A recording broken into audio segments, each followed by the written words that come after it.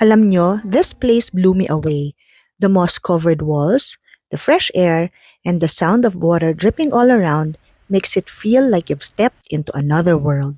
Who would have thought na itong lugar na to ay matatagpuan sa Pilipinas, specifically in Porac, Pampanga? Kaya samahan niyo ko as I tour you in Tutulari Avatar Gorge. We booked this tour through Pinatubo Montenero Travel and Tours. Dapat 6 packs kayo for an exclusive tour. Pwede rin namang mag-travel for less than 6 pero meron kayong makakasabay na iba. Sakto 6 kami kasi I am with Dennis, my friend Cherry, and then yung tatlo na kasama niya sa yoga group. Si Coach Rhyme, the owner and the yoga instructor of Relax and Rhyme, si Miss Frances, and si Miss Lina. We paid 1,800 each for the tour. That includes the 4x4 service or this car, the local trail guide or the ITAS, fees and permits, and group insurance. Ang pickup point is SM Clark at 8 a.m. So umalis kami ng Cavite ng 5 a.m. Iniwan na lang namin yung dala naming sasakyan sa SM. Travel time from SM Clark to Base Camp View Deck is almost 1 hour. The off-road ride is really bumpy, so expect nyo yung maalikabok, maraming bumps, and you will see the lahar or volcanic remains that makes the scenery beautiful. Ito yung first stopover namin, so picture-picture lang muna kami dito.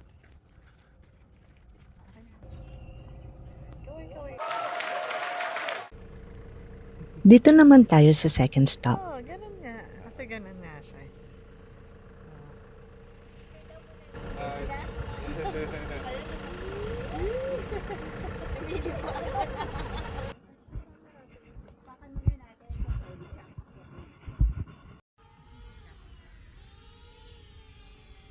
Ayan, may drone si si Josh.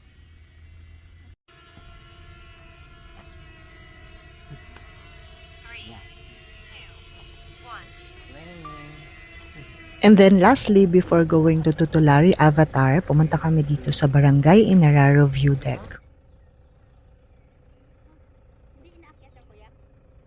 Oh, ate, kaway ka. What makes it even more special is it's cared for by the local Aita community, so every visit here also supports them and helps preserve this natural wonder.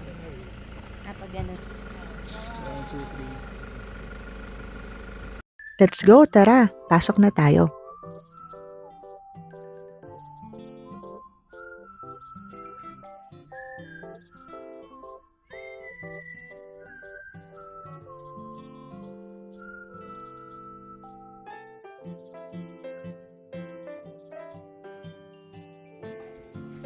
Wow!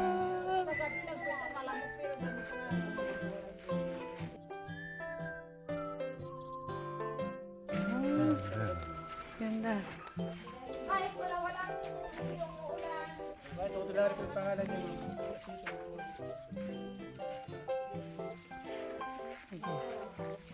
Ay, nice nga siya.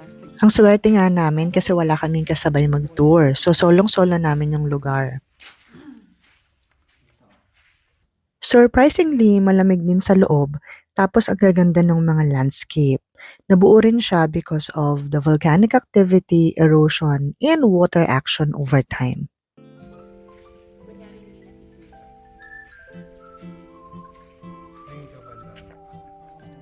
May mga hagdan din sa loob, mga minimal trek lang, kayang-kaya naman even ng mga bata.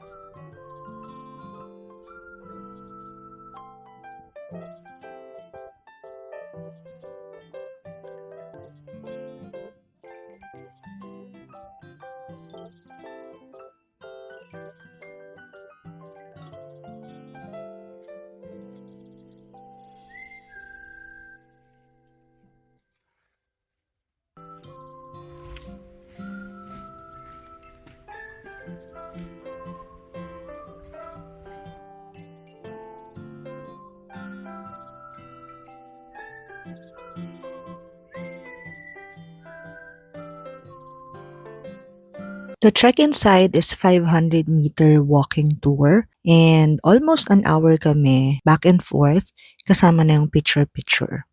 I highly recommend you to visit Tutolari Avatar Gorge para makita nyo rin kung gaano siya kaganda.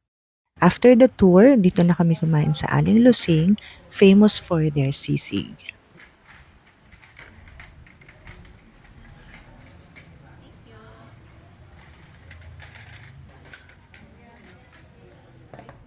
Aside from sisig, we also ordered dinuguan and then itong chicken kay Miss Lina and then we also ordered itong pako. Try nyo tong pako salad, masarap to.